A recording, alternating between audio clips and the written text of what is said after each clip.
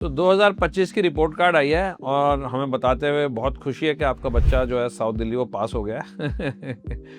So the thing is most of you don't have this data that I have कि आज से एक साल पहले साउथ दिल्ली में लोग क्या मांग रहे थे या डील्स कितने की हो रही थी और आज एक साल बाद लोग क्या मांग रहे हैं या डील्स कितने की हो रही हैं, है ना।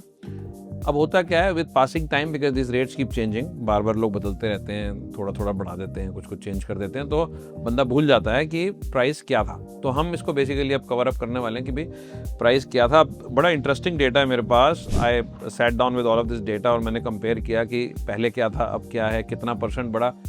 तो कुछ केसेस में 17%, 20%, 10%, 20%, 20%, 20%, 20-25%, 20%, 15%, 12% और ऐसे बहुत सारे वो हैं। अब क्या है कि इसको हम पिन पॉइंट तो नहीं कर सकते, but I try to shorten it and say it in a way कि सबको समझ आए। तो जनरली स्पीकिंग साउथ दिल्ली की मार्केट, जो कि एक पूरी सेल्फ यूजर मार्केट है, पूरे 2025 में जनरली 15 से 25% बढ़ी है।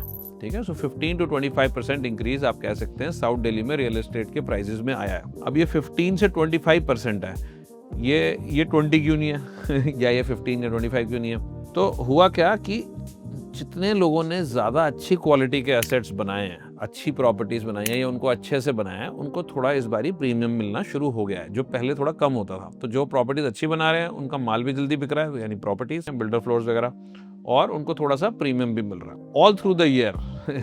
कोठियों की बहुत ज़्यादा स्केर्सिटी रही, अवेलेबिलिटी बहुत कम थी। I think every month I am getting clients कि भाई हमें एक बंगलो चाहिए, हमें कोठी चाहिए, या बिल्डर सूट से हमें कोई फ्लोर दिलवा दो, हमें कोई बिल्डिंग दिलवा दो, सॉरी फ्लोर्स बनाने के लिए, या कोई कोलैबोरेशन दिलवा दो। तो बहुत ज़्यादा शॉर्टेज रही है। एंड जनरली स्पीकिंग कोठियाँ महंगी हैं, आज भी यही है कि कोठियाँ महंगी हैं, फ्लोर सस्ते हैं। ठीक है, एडिशनली जितने भी बिल्डर फ्लोर्स रीसेल पे थे, जो पुराने थे, यूज फ्लोर कहते हैं जिसको, ऑलमोस्ट सारे बिक गए। ठीक है, unless there was a flaw और फंडामेंटल प्रॉब्लम इन प्राइसिंग कि लोग बहुत ज़्यादा मांग रहे थे, कुछ तो नहीं बिके होंगे, पर ज़्यादातर रीसेल की इन्वेंट्री बिक गई साउथ दिल्ली। कोठियाँ जो बिकी हैं वो रिकॉर्ड प्राइजेस पे बिकी हैं। फ्लोर्स भी जो बिके हैं वो रिकॉर्ड हाई प्राइजेस पे बिके हैं। रिकॉर्ड मतलब ऑल टाइम हाई, जैसे कि आज तक, जैसे फॉर एग्जांपल कहीं पे एक 13 करोड़ की प्रॉपर्टी बिकी है तो आज तक वहाँ पे 10, 11, 12 से ऊपर नहीं बिकी थी। तो हम कह सकते हैं ग्राफ ऐसे नहीं बढ़ा, ग्राफ ऐसे बढ़ रहा है। ठीक है, और शायद it is in line with inflation only, क्योंकि मुझे लगता है कि एक लग्जरी सेगमेंट में अंदाजन 10% इन्फ्लेशन तो होगी मेरे ख्याल से। It must be visible to you, जब आप कोई लग्जरी आइटम्स खरीदने जाते हैं तो थोड़ी महंगी हो रही हैं।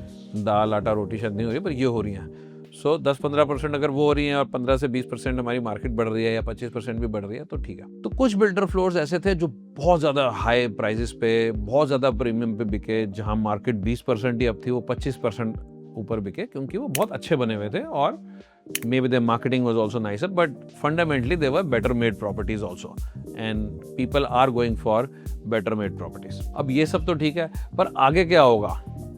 If you now for example go to a colony like say GK1, ठीक है, या किसी Vasant Vihar or whatever, you will notice something very funny कि जो builder floors ready हैं, for example I'm just going to say random numbers कि समझ लो एक रेडी बिल्डर फ्लोर 13 करोड़ का अवेलेबल है, और जो अभी बनना शुरू हुआ है या शुरू होना है वो 15 करोड़ का है। तो आप कहते हो यार रेडी वाला तो महंगा होना चाहिए कि जो अभी शुरू हो रहा है सस्ता होना चाहिए। ये उल्टा कैसे है?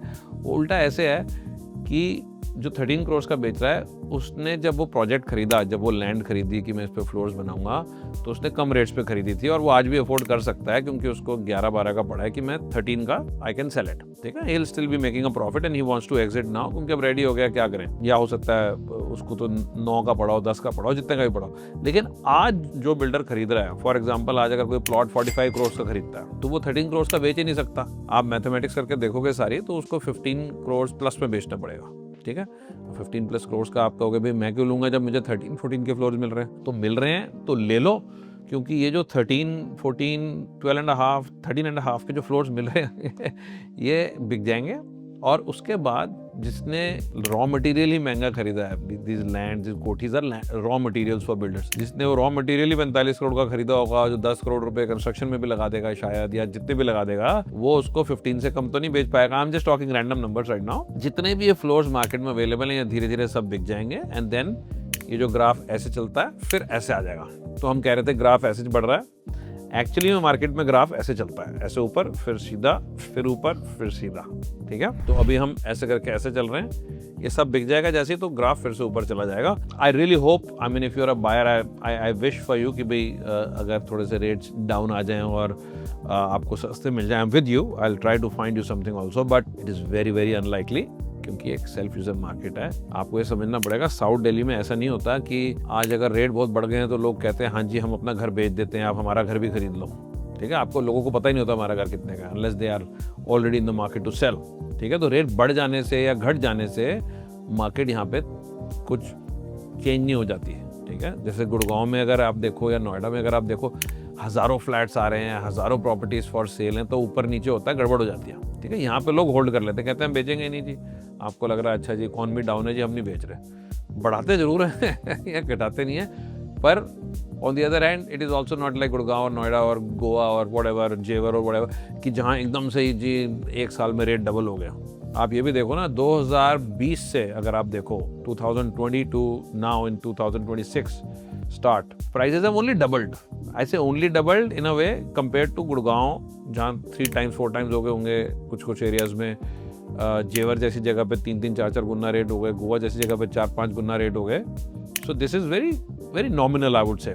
सो व्हाट टू एक्सपेक्ट इन 2026? अभी जो इन्वेंट्री है ये धीरे धीरे सब बिक जाएगी and you will see a very sharp rise again, maybe 10-15%, which will be unbelievable। और सारे कहेंगे ये पागल हो गए हैं बिल्डर, ही ऐसा है वैसा है, मार्केट क्रैश कर जाएगी। फिर थोड़े दिन में वो रेट्स नॉर्मल हो जाएंगे, फिर उन्हीं रेट्स पे डील्स होंगी और ये पुराने रेट्स ऐसे लगेंगे, अरे यार काश हमने इन पुराने रेट्स पे वो प्रॉपर्टी ले ली होती। लेकिन हम ये भी कह सकते हैं कि शायद कुछ कॉलोनीज में रेट परसेंटेज टर्म्स में थोड़े से ज़्यादा बढ़े। जैसे अगर हम डिफेंस कॉलोनी देखें, नीति बाग देखें, गुलमोहर पार्क देखें, may be some sections of Vasant Vihar also, यहाँ पे आप कह सकते हो जैसे अगर प्राइस ग्रोथ आई 20-25%, और कुछ कॉलोनीज में मे बी से गीतांजलि और some sections of GK you might have seen 15-20%, ठीक है। तो कहीं 15 से 20 है, कहीं 20 से 25 है। तो कुछ colonies may be they have grown a little faster and some of the others have not grown as fast, but generally speaking 15-25% covers everything and 20% is something you can just use in your head for any calculations you're trying to make. So I really hope you get your best deal and wishing you all a very very happy new year, and if there is any help I can do, let me know.